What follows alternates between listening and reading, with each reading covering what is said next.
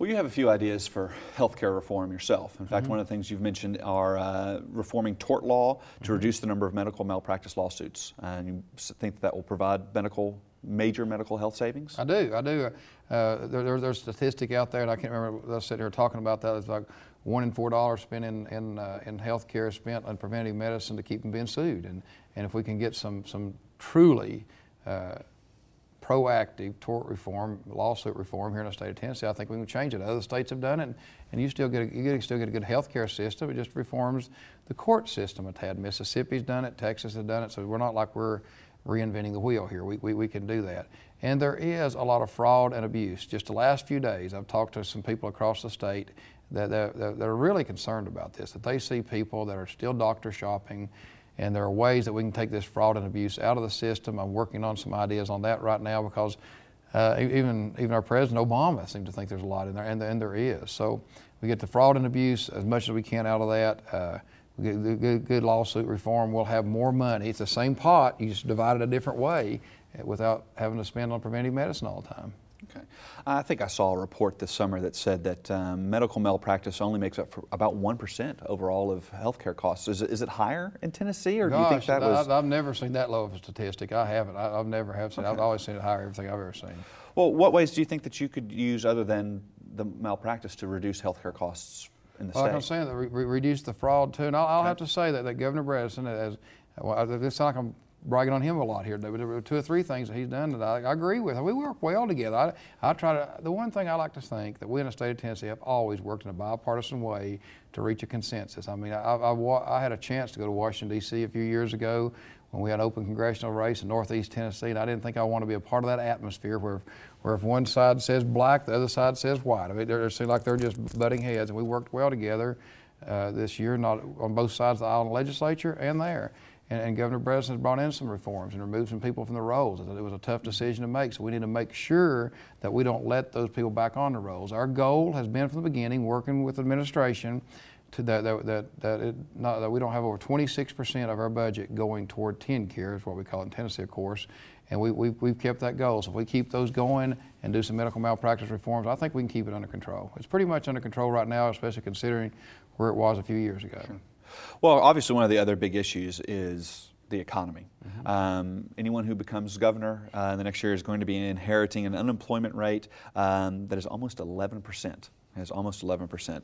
What specifically would you do to create more jobs? Okay, this is one where I think I'm head and shoulders above the others in this case, because as I mentioned a minute ago, I've actually started not 1 but 2 small businesses from scratch. I realize that in most cases, all really business wants is for the government to stay out of their way, and they'll take care of that. It seems like every year we try to throw up more roadblocks, whether it's allowing for unionization of public employees, setting the state minimum wage higher than a federal minimum wage, and throwing up roadblocks. So that's the first thing we need to do, is don't throw up roadblocks.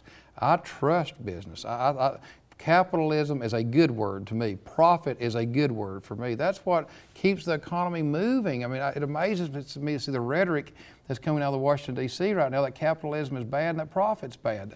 That's what's made this country great, and I'm going to keep it headed in that direction. There are several other things we can do. First of all, I mentioned that the next governor, and any governor, is the face of Tennessee and is the salesperson for Tennessee. Well, I'd like to think that being my real estate and auction business and others, I'm a pretty good salesman. I've sold myself to the district for the last 15 years, and I can continue to do that. So we've got to continue what we've been doing, having good success, by the way, in the state of Tennessee, because we don't have an income tax, because we have a low tax state, because we are a right-to-work state. Keep those in place and make sure we keep businesses coming from Tennessee. And then we have to think outside the box in certain areas. Last year, under my leadership, we passed a bill called Tenvesco. It's an unusual, it's a thinking outside the box kind of a bill. And I remember some people brought it to me and pitched it to me, and like a light bulb went off in my head. This will allow and encourage insurance companies and others to move to Tennessee, and people here in the state of Tennessee too. And we'll give them a tax credit for a portion of their franchise and excise tax for moving here. That does several things, gets more jobs here. And then we set that aside, and it'll set aside a pool of venture capital for businesses here in Tennessee that want to expand. That's the problem right now with small businesses, is that banks have been cut back. The credit rating's a whole lot different. I sit in my auctions all the time, Grady. I used to have people that would come to my auctions buy a piece of property to speculate on, go to the bank on Monday morning and say, cover my check I wrote Saturday. Well, stuff like that doesn't happen anymore. Everything is so strict, even though I think we overreacted. I could get into that all day long too. We didn't have the problems that everybody, there's not been a bank fail in Tennessee, nothing like that. So, but anyway, so this Tinvesco will set this pool of money aside for venture capitalists, set up a board of directors, and I'm not talking about government bureaucrats, I'm talking about business people that know how to evaluate a business plan and figure out how to get this venture capital back into the system and have a revolving fund to where a business that has a great idea can expand and do more jobs. There's lots of things we can do, and I'd like to think that I'd be the one that could take us to that next level. Well, you might need to walk me through this a little bit like I'm four so that I understand what's happened here. The low taxes and the no income tax are incentives for getting business to come here. And the Tinvesco sets aside money for venture capitalists. What about infrastructure and the kinds of the other things that you need to send money out for? How do you pay for those things? Absolutely. Well, we in the state of Tennessee, we have a pay-as-you-go system for roads and highways, and that's been doing very good. Now, I'm going to tell you, we're in a place where Governor Breslin and I have disagreed is the fact that he has taken about $280 million out of our road program and put it over in the general fund. I will not do that if I'm governor. That money is a dedicated trust set aside to build roads, to build infrastructure, because that is what keeps the economy moving. I agree there's certain things that government can do and should do, and that is build roads and build the infrastructure. That is pooling our resources and pooling taxpayer dollars to do things they can't do for themselves. That's kind of my basic philosophy of government. So if we keep that money going there, we can. And if you look at the money like this last year that we got in from the federal government from the stimulus package, I think they sent us a lot of money that we're going to look back one day and say, where in the world did this money go? But the federal government sent us about $600 million in infrastructure, and we fought hard to keep that in infrastructure. And those are kind of things where we build roads, build bridges, and look back 20, 30, 40 years now and say, well, this did good. This worked. I wish the federal government, every dime they'd sent us on a stimulus package had been for infrastructure, and 20 years down the road, we could look back and said, boy, this is great, because you're exactly right. One place that we can help is make sure we have sewer plants, make sure we have the infrastructure and plants. It is a build it and they will come kind of idea, and it works. We've proven that it works. All right. Let me see if we can get this one last question out there here about conservation in the environment.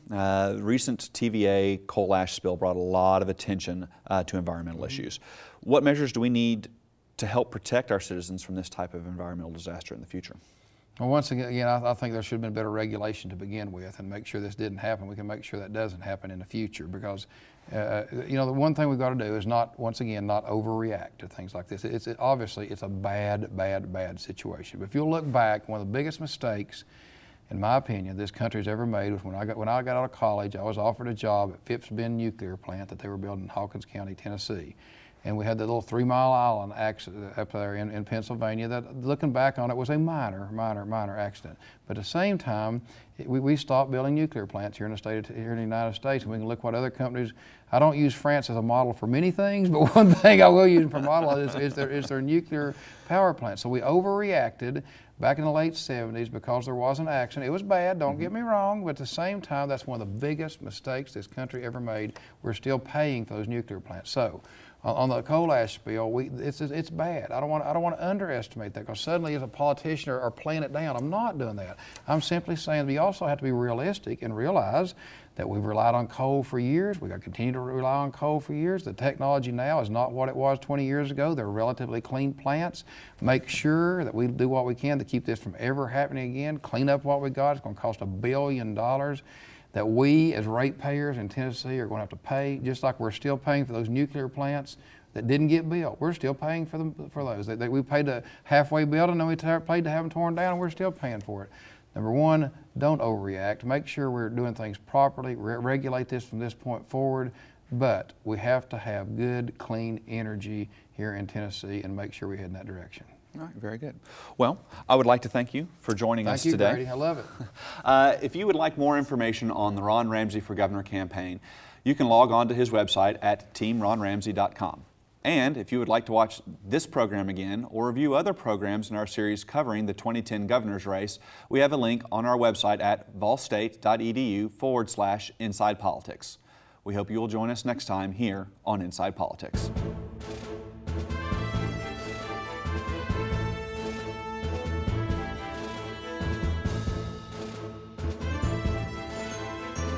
For more information about the guests on this show, please visit our website at ballstate.edu/inside politics.